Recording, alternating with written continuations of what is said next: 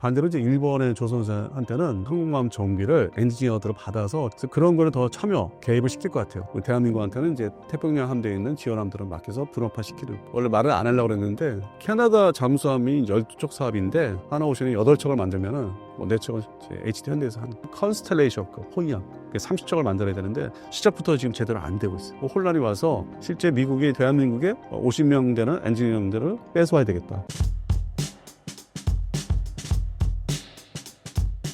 최근 일본 방위상이 미국 국방장관에게 제안한 원시어터 구상이 논란이 되고 있습니다. 해당 구상에 대해 설명해 주신다면요. 일본 중심, 주일미군 중심으로 사령부를 새로 이제 만들자. 통합된 사령부를. 그러니까 동북아 사령부를 이제 얘기하는 건데 그들 입장에서는 이제 한국전, 일본에서는 한국전이죠. 우리는 6.25 전쟁으로 하는데 그때 실제 뭐 모든 그 항공전력과 해상전력이 일본에서 왔기 때문에 그다음에 지상전력은 이제 중간 거점이 일본에서 거쳐서 들어왔고 그래서 그런 측면에서 실제적인 전력과 역할이 일본에 있다. 그걸 이제 오랜 기간 뭐 휴전 이후에 계속 생각하고 있던 거를 표출을 안 하죠. 어떤 미국이 이제 많이 좀 이렇게 좀 누르는 게 있어요. 비공식적으로. 그런 이제 어떤 발언과 생각에 대해서. 그래서 미국의 눈치를 봤던 거를 이제는 미국이 다급해지니까 중국 때문에 다급해지니까 이제 표출을 거의 뭐 70년 만에 이제 하고 있는 거죠. 이 주한미군의 실제 가치는 지상군 중심이기 때문에 지금도 뭐 지상군이라는 게 뭐 순환 여단이 들어오는 건 의미가 없죠. 2014, 15년도에 이제 그렇게 개편됐는데 뭐 미국의 입장에서는 순환 여단은 뭐 현지 뭐 모든 자기네의 육군 전력의 실전 임무를 이제 어떤 겪을 수 있게끔 최전방에 보내서 훈련을 9개월 동안 시킨 다음에 능력을 계속 키워진다. 그럼 또 해당되는 병력들이 또 이제 교체가 이제 뭐 그만두거나 자기 어떤 기간에 나가거나 또 병력이 교체되니까 세세하게. 그래서 어떤 효율성을 높이기 위해서 전투 어떤 실전 대응을 높이기 위해서 순환 여단을 배치한다는 입장인데 미국에서는 그런 능력을 높여주기 위해서. 근데 한국 입장에서는 그것이 안 들어올 수가 있거든요. 지금 트럼프 이제 정권 되면서 야 보내지 마. 하면 주한미군의 존재는 가치는 떨어지죠. 없는 거잖아요. 그리고 대신 이제 트럼프가 야 저쪽 전쟁 났어 그러면 대만에 보내 그 병력. 그러면 한반도 한국에는 주한미군은 없는 거죠. 언제든지 일어날 수 있는 거. 그래서 그런 측면에서는 일본이 이제 판단을 제대로 한 거죠. 저건 뭐 유명무실하다 주한미군 한 줍이다. 그러니까 우리가 끌어간 자기들이 한국과 일본을 봤을 때 자기들이 다 이제 가져가야 되겠다. 상황이 이제 그러니까. 그러니까 그 기점은 저 개인적으로는 주한미 이사단이 없어지고 순환 여단을 들어오면서부터 그거를 이제 일본 측에서는 상당히 지켜봤어요. 오랜 기간. 8년 동안. 그걸 이제 얘기하는 거예요. 그래서 동북아 사령부가 이제 만들려고 하는 것도 있고 구성도 하고 있는데 좀 야금야금. 우리 합참 같은 걸 또 만들었어요. 최근에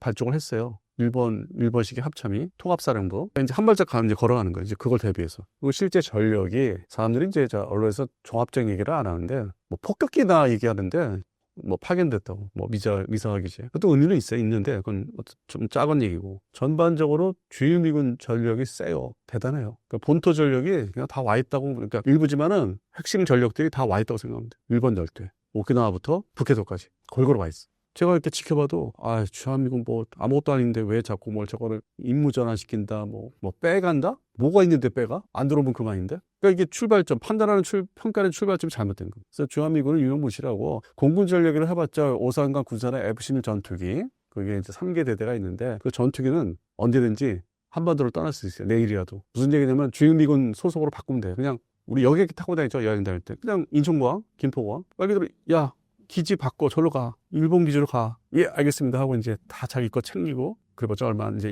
일단에 이렇게 들고 들어가는 전투기 안에 넣는 거 그거에다가 그냥 가면 돼. 기름 넣고 그러니까 무장은 이제 별개로 해놓고 창고에 있으니까 일본 기지로 가면은 없애고. 그러니까 주한미군도 실제 금방 없앨 수 있어. 철수공 뭐고 이렇게 아주 거창한 말을 안 써도 그게 이제 6.25 전쟁 때 이미 거꾸로 거기서 들어온 거를 이제 그거를 보면은 이 다 반대로 얼마든지 할 수 있는 거고 본토에서 안 오면 그만이고. 그래서 주한미군 조직이 이제 근데 이제 유사시 북한이 이제 침공했을 때 본토를 중심으로 그다음에 일본 후방기지 7군데 그거를 이제 관리하는 조직, 관리 장군들 그거죠. 사실상 주한미군은 그게 중요한 거지. 관리 체계. 유사시 어떻게 동원돼서 배속해서 한국군하고 어떻게 전투를 하겠다. 그 조직에 대한 관리형이지 실제 병력이 뭐가 많고 무기가 많아서 그건 아니라. 그리고 이제 또 다른 예를 들면은 외관에 경상북도 외관에 이제 702가 하면은 우리가 KTX 타고 지나가다 부산 가면 볼 수 있어요. 옆에 보면은 막 전차가 이렇게 야적된 게 있어. 거기 70 외관 쪽인데 비축해 놓은 거, 유사시를 대비해 비축을 해 놓은 거죠. 본토에서 사람 몸만 오면은 바로 그 무기들을 이용해서 이제 전투에 임할 수 있는.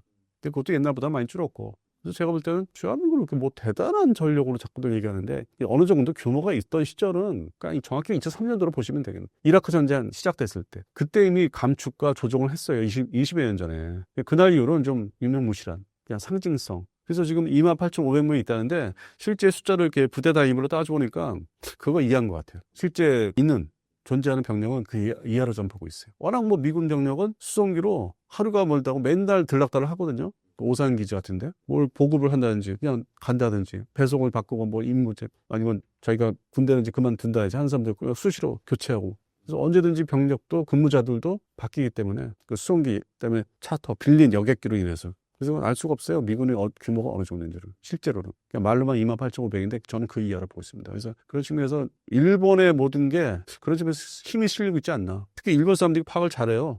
미군 관련된 거를 아주 수시로 파악을 하고 있기 때문에 정보가 많아요. 그런 측면에서 이제는 자기들이 좀 큰 소리 내고 사령부로 옮겨와야 되겠다. 그러니까 주한미군은 이제 별 4개인데 일본 주일미군 사령부는 별 3개라면 이제 바꿔야 되겠다. 그 생각이 상당히 오래 한 것 같아요. 제가 이제 일본에 관련된 정보랑 이제 여러 가지 내용을 이제 매일매일 접하고 있는데, 오랜 기간. 실제로, 제가 이제 일본 사람들 측면에서 이렇게 보면은, 그런 생각 할 수도 있겠다. 욕심을 낼 수 있겠다. 그래서 저게 그렇게 바뀔 수 있어요. 가능한 얘기예요, 지금 그 상황이. 우리 박사님들이나 교수님들이 어렵게 얘기하잖아요. 야, 너희들하고 나는 틀려. 난 박사 논문을 어렵게 막 요렇게 해서 만들어서 난 낸 사람이 너 못하지? 글 쓰려면 못 쓰지? 그게 박사들이에요. 뭔가 책들을 얼마나 잘 조합해서 어렵게 만드느냐가 박사하겠다는 거거든요, 과정이. 그래서 일반인들은 차별을 둬요. 이게 무슨 얘기냐면은 20년 전부터 전구.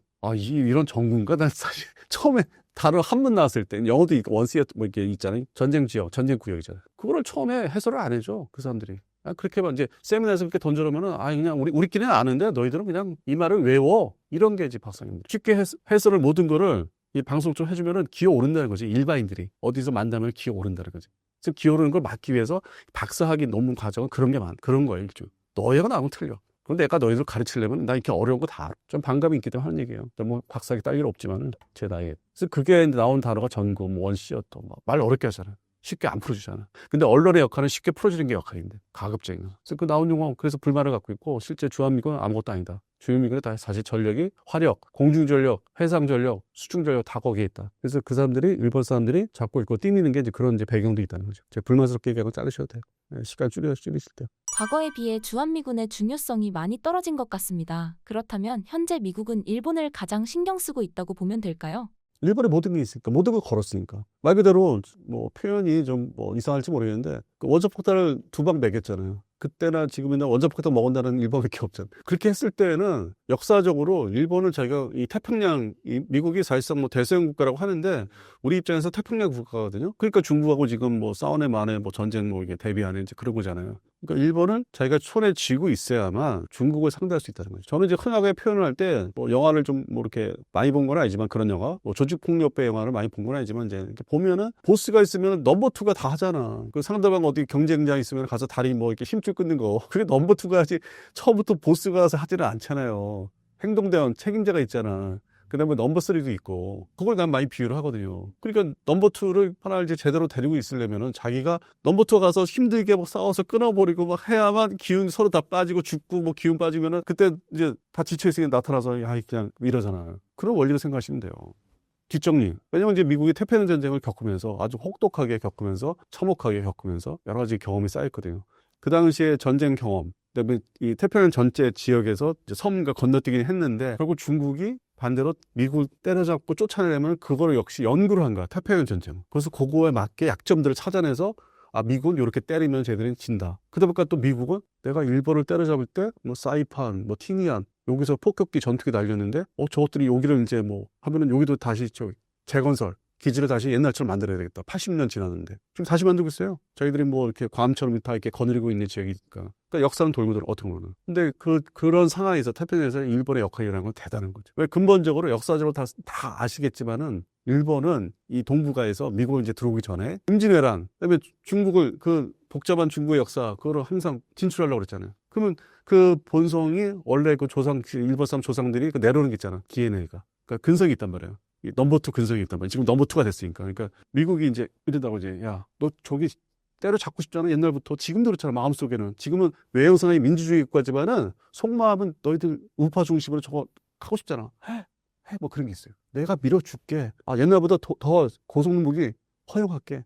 물론 원자폭탄은 안 돼. 이러면서 키워준다. 그게 최근 그 상황이거든. 그래서 전례 없이 일반 자위대가 육해공 자위대가 미사일이 타격할 수 있는 미사일을 이제 본격 보유를 이제 올해부터 합니다. 그리고 부대 창설, 배치 아주 본격적으로 하고 있습니다. 미국이 이제 너도 좀 가져야만 나하고 같이 나가서 중국을 때려잡지 뭐 이제 그런 게 있거든. 근데 이제 그 상황을 정리들을 좀 많이 해서 우리가 참고를 하려면 많이 이렇게 얘기들을 해야 되는데 안 해. 일본 뭐 또 자위대가 어떻게 바뀌고 있는지 특정 박사님들과 이제 얘기를 저희 세미나에서 이제 하는 용도로 써먹고 있고 잘 안 하더라고. 그래서 그 정도는 이제 미국이 일본에 대해서는 이제 믿는 게 좀 있다. 그래서 뭐 앞서 동북아 사람들도 그렇고 그래서 역할이 지금 많이 부여를 하고 있어요. 점점 더 크게. 앞으로 트럼프 정부에서 한미동맹의 전략적 역할은 어떤 식으로 바뀔 것으로 예상하시나요?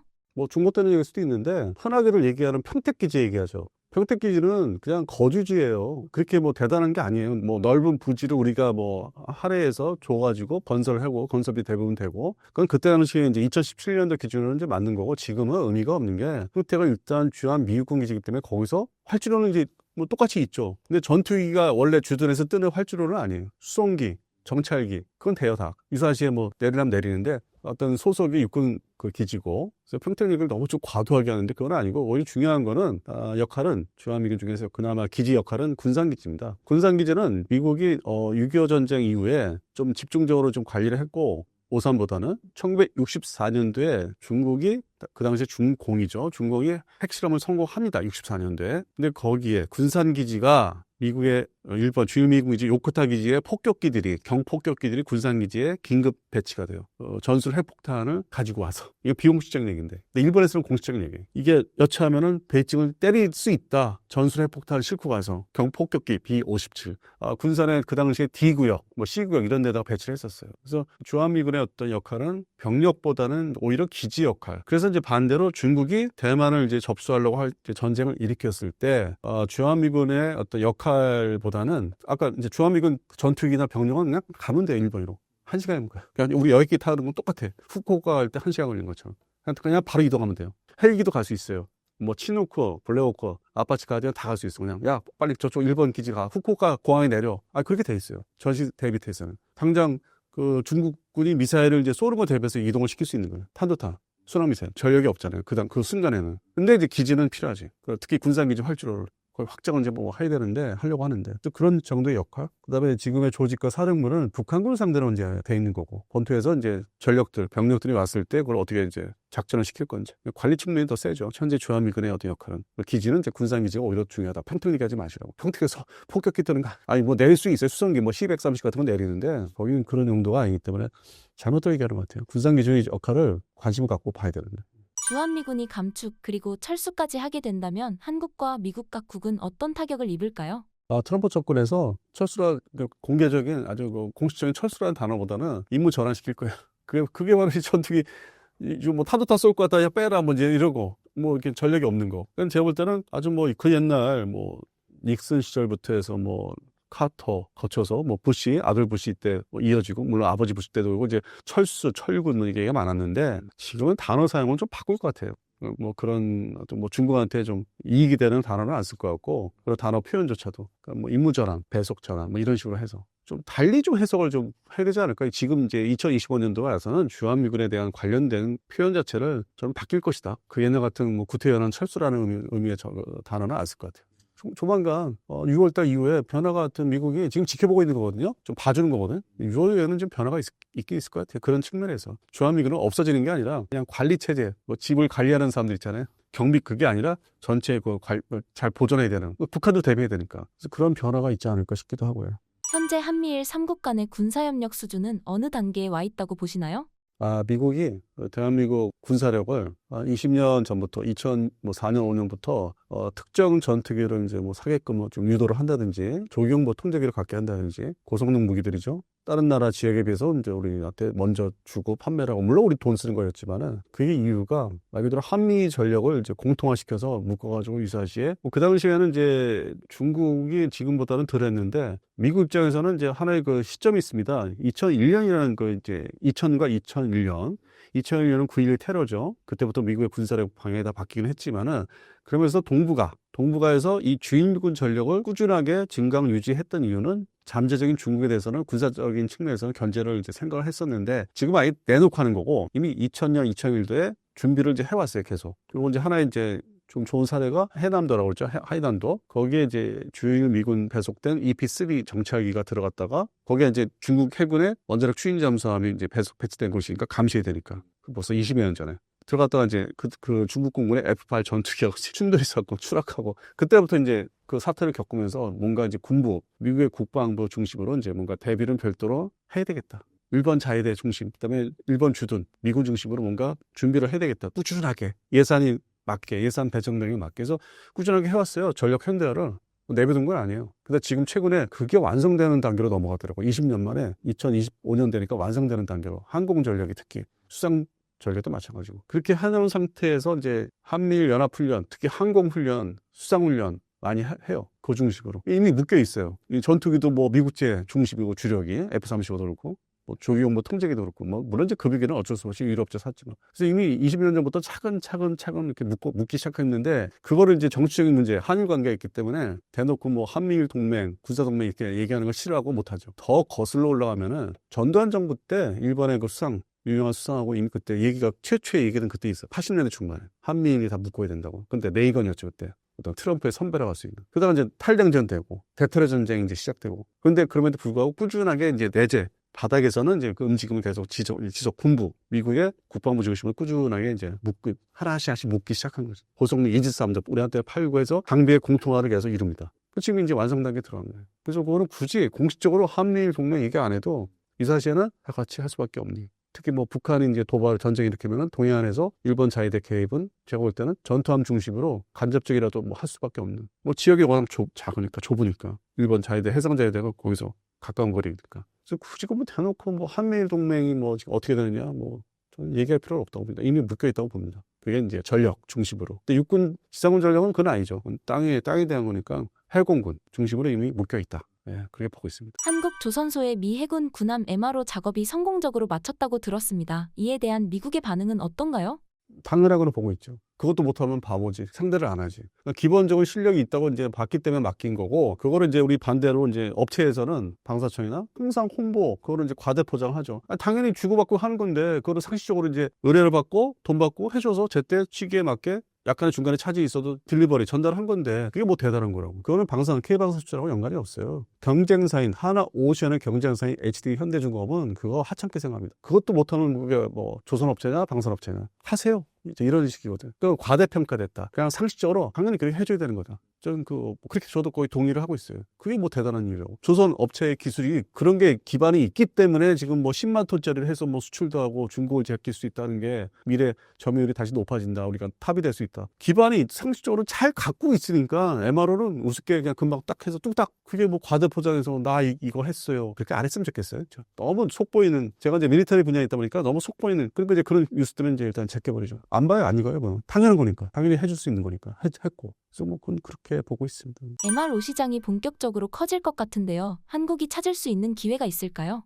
미국 쪽에서는 이제 한번 테스트 통과됐으니까 미국의 온갖 지원함들 뭐 여러 종류가 있습니다. 그건 다 맡길 거라 보고 있어요. 그 부분은 뭐 의심할 바가 없고, 그다음에 해당되는 함정들의 어떤 내부 시스템 있는 보안 측면에서 뭐 그렇게 복잡한 게 고도의 어떤 기술을 요하는 게 아니기 때문에 전 다 맡길 거라 보고 있어요. 그래서 뭐 특히 그 하나오션에서 뭐 많이 하시면 좋긴 하죠. 그래서 그거는 뭐 별다른 뭐 생각이 없습니다. 그거는 그냥 다 맡을 것이다. 반대로 이제 일본의 조선사한테는 그 지원하면 안 맡길 것 같아요. 그 이상의 아메리카급 뭐 준 항공모함 사세부에 지금 배치되어 있는 그런 거. 그다음에 항공모함 정비 지금 요코스카 구량에 있는 지금 조지 워싱턴의 항공모함 정비를 어떤 원자력 구역을 빼고는 나머지를 인력을 더 받아서 엔지니어들을 받아서 지금도 이제 일부를 받고 있는데 일본 땅에서 하니까 그래서 그런 거를 더 참여 개입을 시킬 것 같아요. 고속năng 이지스함 포함해서 일본에 가 있는 이지스 전투함도 오히려 분업화 시키는 거지, 제가 볼 때는. 고속능함은 일본 애들에 맡기고, 나와 있는 배, 대한민국한테는 이제 태평양 함대에 있는 지원함들을 맡겨서 분업화 시키는. 근데 그거는 마치 뭐 일본과 한국의 조선업을 경쟁을 시켜서 할 것 같은, 그렇게들 얘기하시는데, 저는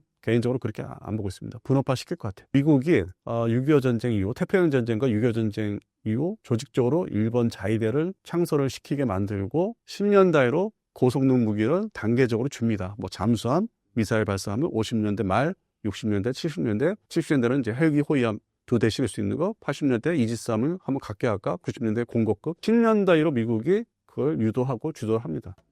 일본은 잘 따라주고 있었고, 그래서 미국이 일본을 그러면서 믿죠. 아, 원자폭탄 두 발 매긴 이후로 내 말 잘 듣는. 그게 틀려요. 미일 관계는. 우리하고는 틀려요. 우리는 모든 게 혼재돼 있잖아요. 우리나라, 대한민국은. 일부 사람들은 피해의식도 아직도 있는 것 같고, 어떤 계층이나 뭐 그 성향이. 그래서 일본하고는 틀려요. 그래서 일본을 믿죠, 미국이. 그래서 저는 그 조선 관련된 것도 그렇게 보고 있어요. 좀 불합화 시킬 거로 본다. 하나오션과 HD 현대중공업이 캐나다, 사우디아라비아, 폴란드에서 수출 기회를 엿보고 있습니다. 현재 상황을 전달해 주신다면요? 뭐 최신 소식을 이제 말씀을 드리겠습니다. 제가 이거 원래 말을 안 하려고 그랬는데, 제가 뭐 고정 출연한 데서 얘기를 안 하려고 했는데, 이제 시점이 뭐 취재라기보다는 이제 뭐 면담을 통해서 들은 얘기는, 캐나다 잠수함이 12쪽 사업인데, 이거는 뭐 밖에서 보시는 거와 달리 그 원팀이라는 거 있어요. 원팀이 좀 구성된 건 아니고 뭐 정식화된 건 아닌데, 그건 방사청이 강요에 의해서 만든 거기 때문에 업체가 자발적으로 한 게 아닙니다. 방사청이 강요에 의해서 한 거예요. 그 특정 그 사업부들이 지들이 실적을 보여주기 위해서 국민들한테, 항상 실적에 죽고 사는 사람들이니까 승진도 해야 되고 자리도 오래 보존해야 되니까, 그러다 보니까 하나오션이 잠수함 일단 잘 만들잖아요. 그건 다 인정하잖아요. 그리고 이제 중간에 이명박 정부 때 이제 214급에 대해서 좀 혼란스러운 게 있었고, 그때 뭐 그걸로 인해서, 과정으로 인해서 뭐 일반적으로 얘기하기는, 아 그래도 잠수함은 하나오션이야. 그래서 이제 그거를 HD 현대에서도 이제 인정을 이제 어느 일정 부분 인정하니까, 그래야만 자기들도 또 반대급부를 또 뭐 받을 수 있으니까. 캐나다는 뭐 예를 들어서 12척 사업에서 하나오션이 8척을 만들면은 뭐 4척은 HD 현대에서 하는 거예요. 그렇게 지금 대외적으로는 아직 뭐 나온 건 아닌데, 내부적으로는 이제 그들만의 어떤 얘기가 오가는 게 8척, 8척. 그러나 폴란드 사업은 철저하게 경쟁하자. 워낙 척수가 맥시멈 세 척이니까 그거는 뭐 나누고 자시고 할 것도 없다. 각자 경쟁해서 따가자. 그래서 그건 경쟁 상태예요. 그래서 캐나다 사업하고는 달라요. 그래서 캐나다 사업은 저도 뭐 개인적으로 지금 그렇게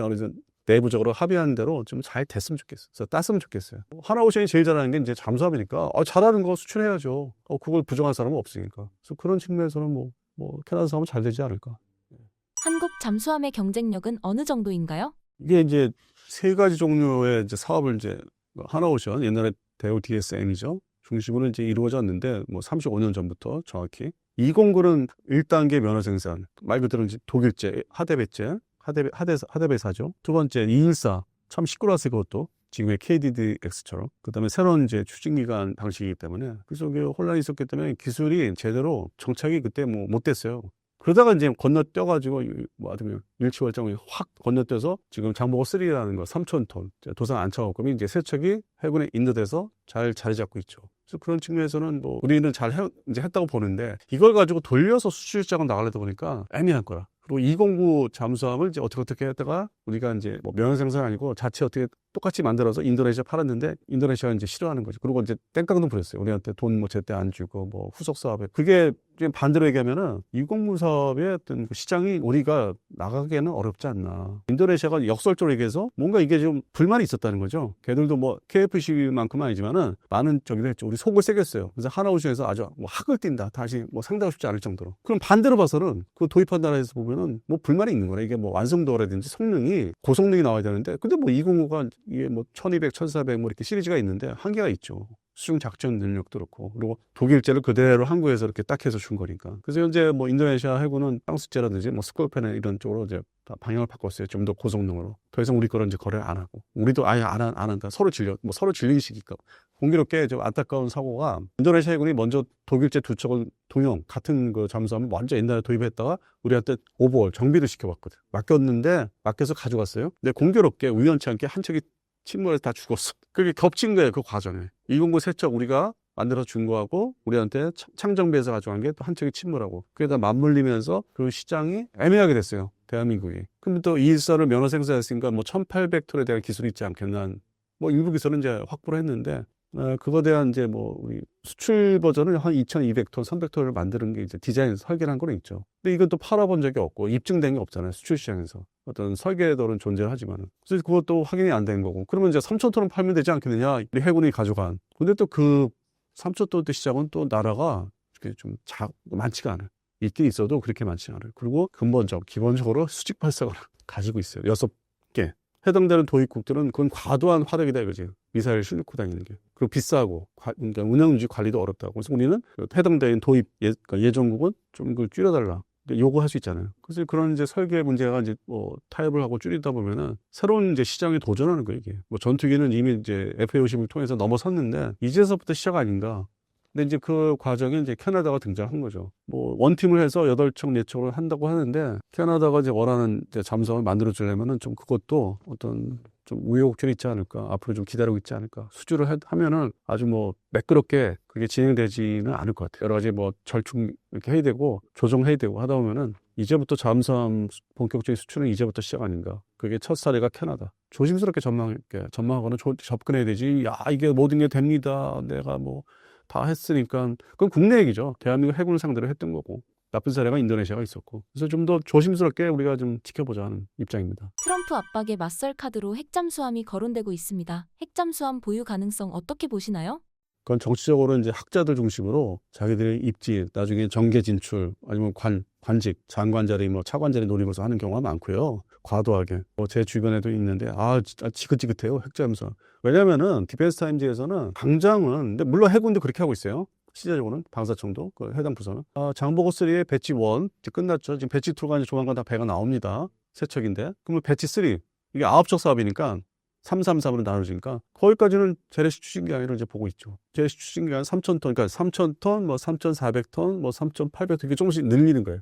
333이. 그럼 사실상 만재배설하면 4,000톤이 넘어가겠죠. 뭐 배치 2부터는. 그럼 이제 한반도 해역, 서해안은 뭐 209 같은 이사가 작전하면은 이 동해안에서 이 9척이 이제 주력이 이제 작전을 하면은 충분히 북한에 지금 잠수함이 멈춰 있는 뭐 핵잠수함이라는데 뭐 아직 그건 뭐 SSB고. 너무 과도하게도 얘기하고 자기들 입지에 따라서 뭐 정치 관련돼서 뭐 정계 진출하려고 할게 뭐 안보 분야에서 과도하게 얘기하시는데 지금의 그 장보고 3 배치 1, 2, 3 가지고 당장 급한 대로 추적 감시가 된다는 거예요. 그 수중 물속에 들어가서 견디고 하는 게 핵잠수함 그러니까 SSBN이 아니 SSN 뭐 훗날 얘기가 되지 않을까 하긴 할 건데 우리가 인생을 지금 뭐 최근에 이렇게 시간이 흘러오듯이 뭐 35년 저 지났다고 하지만은 뭐 그 정도의 시간이 뭐 최소한 한 20년 지나야 되지 않을까. 당장 미국에서 그걸 허용할 것 같지는 않아요.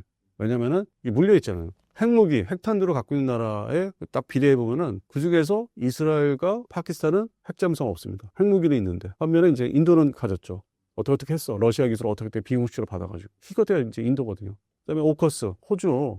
이게 너무 이제 먼저 미국의 바이든 정부 때 너무 이제 포장지를 많이 해서 그렇게 던져놓으면 중국이 이제 쫄 줄 알고 근데 실제로 그게 배가 잠수함이 나오려면 뭐 가동되려면 뭐 2050년 어른날 되게 비현실적이잖아요. 그러니까 호주 국방부나 해군에서 이건 너무 비현실적이다. 당장 전쟁이 이렇게 중국 남중국 이렇게 날 수 있는데 그 대응 전력은 현재 보유하고 있는 코릴스 가지고는 이제 더 이상 안 되니까 급한 대로 재래식 잠수함은 빨리 사자. 저건 먼 훗날 얘기다.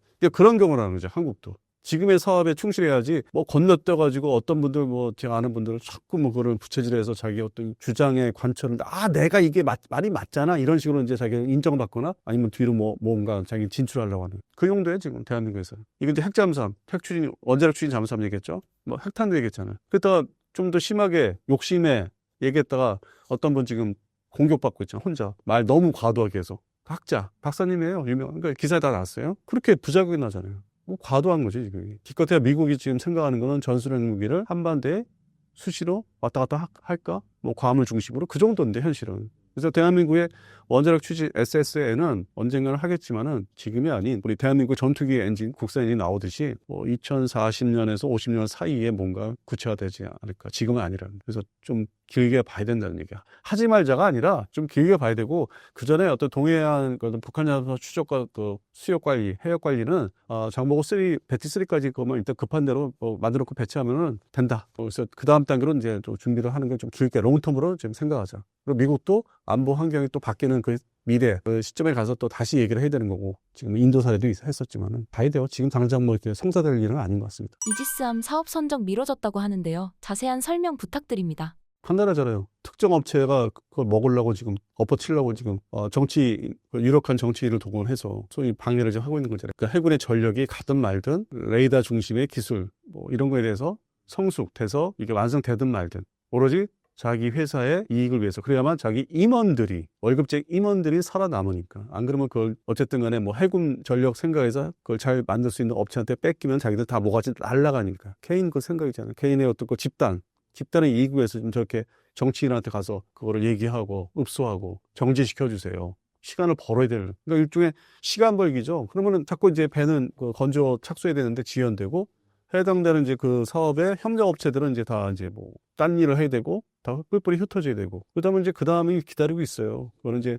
특정 업체가 그렇게 하는 거는 내가 알겠고 이해는 하겠는데 왜 이익을 위해서 그러면 이제 그 다음 게 또 기다리고 있습니다. 그때는 어떻게 할 건지 그 다음 국면 전환이 있을 거예요. 이거 가지고 KDDX 가지고 해군전력은 뭐 이것만 믿고 있을 수는 없기 때문에.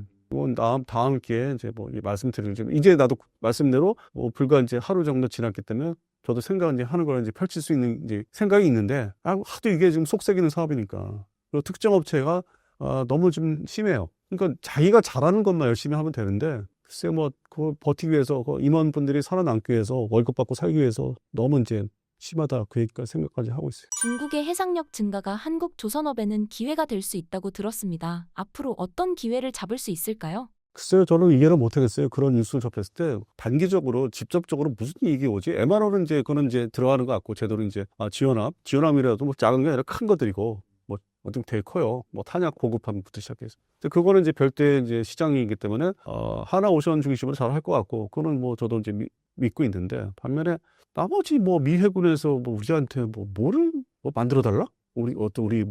우리 조선소에서? 난 그게 뭐가 뭔지 모르겠어요. 그래서 그게 잘 이렇게 가만히 생각해 보면은 이 특정 업체에 수상전투함 만드는 특정 업체의 그 인력들이 지금 존재를 많이 하는데 그 인력들을 지금 빼가서 빌려가겠다는 거거든요. 그래서 미국의 본토에 있는 조선소에서 야 빨리 와가지고 이제 자기네 그 기술진들하고 그 건조하는 수상전투함 같이 묶어가지고 뭐 조인트 벤처 형식으로 하든지 묶어서 빨리 만들게 하겠다. 동시에 배를 건조로 동시에 만들게 하겠다. 그러면 그 대상이 뭐겠어요? 대상은 사람들 잘 얘기 안 하는데 뭐 툭하면 그냥 이지스함 하는데 이지스함은 종류가 몇 가지가 있지 않습니까? 밀리터리계에서는 아시는데 다들 중국에 이제 뭐 052D 그러니까 055는 이제 큰 거고 중국의 이지스함인데 055는 큰 거고 052D형 좀 더 이렇게 축소한 그거를 앞으로 대량 생산해야 된다. 미국을 아직 쫓아내기 위해서. 그러면 좀 미국도 또 거기에 맞서야 되잖아요. 그래서 이제 뭐 착수를 이제 했다가 지금 멈춰 있는 컨스텔레이션, 호이압.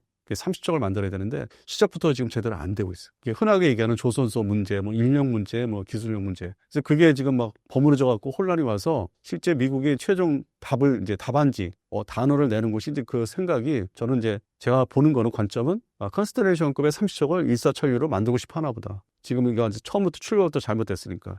그러려면은 대한민국에 50명 되는 엔지니어들을 뺏어와야 되겠다. 두 번째, 일본에도 23 잘 만들지. 거기 또 기술진을 뺏어와서 조선소를 뭐 최소 두 군데를 해서 단기적에 뭐 5척을 빨리 만든다든지. 그러면 이제 이거를 어디서 유추할 수 있냐면은 기존의 신문기사, 물론 다들 자기 관심 가는 것만 보지만 밀리터리 쪽도 저는 뭐 그래서 그런지 그거 보이더라고요. 최근에 HD 현대에서 미국의 23을 동시에 5척을 만들어 줄 수 있다. 근데 그게 뭐 울산에서 만든다는 얘기는 아닌 거고 가서 미국의 지금 차세대 호위압 개념상으로는 이제 뭐 축소대 23이니까 그거 역시 알레이버크 하여튼 그런 개념의 어떤 작은 거니까 미사일 발사기 발사기 숫자도 줄어들어 있고. 그래서 그거를 빨리 만들 수 있는 방안이 역시 일본과 한국에 있다. 한국과 일본에 있어서 그래 그 뺏길 것 같아요 지금. 그러니까 그런 상황에서 뭐 KDDX 뭐 얘기하는데 참 심하다. 미국이 생각하는 건 또 다른 측면에서 우리하고 협력을 이제 하려고 하는 건데 그 와중에 특정 업체에 몇몇 임원들이 월급쟁이 사장들이 살아남기 위해서. 왜냐면은 그 회사가 HD 현대로 이제 매입을 이제 갈래다가 유럽이 EU에서 반대해서 이게 그게 됐으면 참 이게 좋았을 텐데 여러 가지 이런 일이 안 생겼어요. 항상 그렇잖아요. 대한항공 그 합병할 때 그 문제처럼 아시아나 똑같은 문제가 있었어요. 그래서 이게 안 됐어요. 뭐 지금 뭐 잘 나가는 업체에서 이렇게 잡은 거지. 야 데려가시고 내가 먹어야 되겠어. 그래서 지금 업체 이름이 이제 나왔잖아요. 됐죠. 근데 거기에 소속된 이제 기존 사람들 있잖아요. 운영하는 이제 뭐 간부들 물론 이제 뭐 해군에서 데려온 고문들도 있지만은 그런 사람들 중심으로 이제 살아남아야 되니까 새로운 회장과 부회장한테 뭔가 보여야 되잖아. 이렇게 잘하고 있다고. 그런 게 이제 내재가 돼 있는 거죠. 그러니까 죽기 살기로. 말기도 그 사람들은 죽기 살기죠. 해당되는 사람들은 죽기 살기로 이제 막 페이되는 거, 보여줘야 되는 거. 조직에서. 그러다 보니까 뭐 아이씨 해군 뭐 천천히 가져가라 그래. 우리가 다 만들 거야. 이거 다 사업 경쟁해가지고 다 가져올 거야. 그러니까 단순하게 이제 흘러가는 거죠. 자기들만의 생각, 자기들만의 세상, 자기들만의 인생. 관을 가지고. 그래서 지금 이게 다시 시끄러지고, 그걸 결국에는 과격한 국회의원한테 부탁을 한 거죠. 과격한 국회의원. 뭐, 예를 들어 심하게 얘기했을 때 국회의원한테 얘기하면 다 쫄거든. 일단은 나머지 사람들은 쫄아버리거든. 그러면 일단 정지가 되잖아. 업체에서는 이제 시간 벌기에 이제 숨을 쉬어야 되니까 또 방안도 생각해야 되고, 만약에 이걸 경쟁 체제로 가면은 내가 어떻게 만들어야 되지? 뭐 그런 방안도 마련해야 되니까. 그런 용도로 지금 한 것 같습니다. 던져본 것 같아요. 그래서 껍데기만 보면은 뭐 그냥 이거 어떻게 해 그러겠지만, 내부에는 이제 그런 게 항상 이 국방 획득 사업이 항상 그런 싸움들, 뭐 자기만 먹고 살아야 되는, 그러다가 어떻게 흘러왔어요. 어떻게 뭐 다 전차도 만들고 뭐 전투, 어떻게 보면 그 와중에 그 논란들이 각 사업마다 다 있었거든. 그러니까 순탄하게 간 적은 없고, 이게 아이러니하게도 순탄하게 국방 획득, 무기 획득 사업에 순탄하게 간 거는 그 독재 시절 때, 야 내가 만들어, 그 시절이 있었어. 그러니까 막 가는 거야 막 그냥. 근데 우리가 대한민국 민주화되면서 다 따져보니까 뭐 제대로 된 사업이 없죠. 예를 들어서 아파치 가디언 지금 뭐 있지 않습니까? 우리 서른이었을 때. 원래는 군에서, 육군에서는 1990년대 중반에 확보를 이제 사오려고 했는데, 그게 또 이제 그 여러 가지 또 얽혀가지고 그 시절에도 90년대이고, 아파치 A형에 사겠습니다 했다가 안 되니까 D형으로 넘어가요. 시간이 흘러가니까 개량형 나오잖아. 자동차처럼. D형도 안 되니까 결국에는 2013년도에 2형. 그러니까 3세대 아파치 이거. 그러니까 1세대를 살려고 했다가 결국에 나중에 3세대 아파치. 물건은 더 좋은 거지. 근데 그 사이에 90년대부터 2015년, 16년대 아파치가 된 들어왔으니까, 그 사이에 이 주한미군의 아파치가 있었으니까 이게 된 거야. 그러니까 바로 안 들어도 됐어. 근데 만약에 주한미군이 없고 주한미군 아파치가 없었으면은, 만약에 탱크전을 이제 하면은 이제 공격하기가 전력이 없는 거잖아요. 그러니까 미군이 있었으니까, 주한미군의 전력이 있었으니까 이게 천천히 산 거지. 이상한 부작용. 결국에 세대를 건너뛰는 뭐 최신형을 샀다. 근데 그것도 지금 이제 우크라이나 전쟁 진행하면서 공격핵이 필요 없다 해서 지금 추가로 사는 것도 지금 정지됐잖아요. 완전히 뭐 말소되거나 사라진 건 아니고 정지돼 버린. 그러니까 그런 식이라는 거야. 다 정지시켜요. 뭔가 문제 있으면 정지시켜놔. 그럼 시간은 또 흘러가고. KDX도 일단 올해는 그냥 서 있을 거예요. 그래서 언젠가는 하겠지만은 모르겠어요. 그게 제대로 나올지, 시간에 뭐 이게 이미 시간을 잃어버리고 있으니까 필요한 시기에 이 물건이 나올지, 더 늦어지고 있으니까. 그 다음 게 있습니다. 이걸 또 뒤집어야죠. 이렇게 부작용을 일으키고 있는데, 아예 사업을 죽이든지, 아예 사업을 죽여버립시다. 다 먹지 말라고. 공정하게, 객관적으로, 나는 이쪽 편이야, 너는 이쪽 편, 이런다면 그 사업을 죽여버리면 되지. 너 다 먹지 마. 그리고 따로 새로 생각을 해야 되지 않겠어요? 오늘 좀 과격하게 말씀드립니다. 속상해서. 마지막으로 신사임당 구독자분들께 한 말씀 부탁드립니다.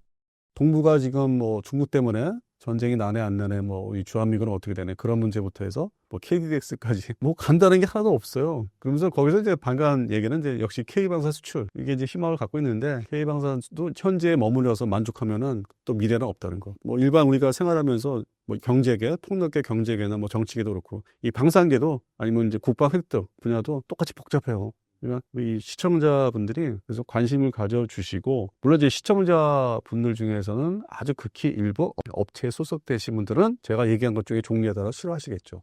그걸 일단 좀 저는 뭐 무시하고 배제하고, 뭐 욕도 하시겠지만 자기 이익이 걸려있으니까, 월급이 걸려있으니까. K방사는 뭐 그래도 이렇게 좀 새로운 무기, 그게 그중에 KDX도 속하는데, 이게 참 안타깝게 가고 있는 것 같습니다. 그래서 전체적으로 관심들을 좀 많이 가져주시면은, 어떤 의견들을 또 뭐 주시고 하면은 또 뭐 변화가 또 있지 않을까, 그렇게 좀 보고 있습니다. 그래서 저도 역시 계속 공부하고 어떤 소식들을 접하면은 좀 더 생각도 해서 좀 더 해설을 쉽게 해드려야 되는 좀 그런 더 책임은 좀 생각을 하고 있습니다. 그래서 하여튼 뭐 계속 지켜봐 주시길 바라겠습니다. 감사합니다.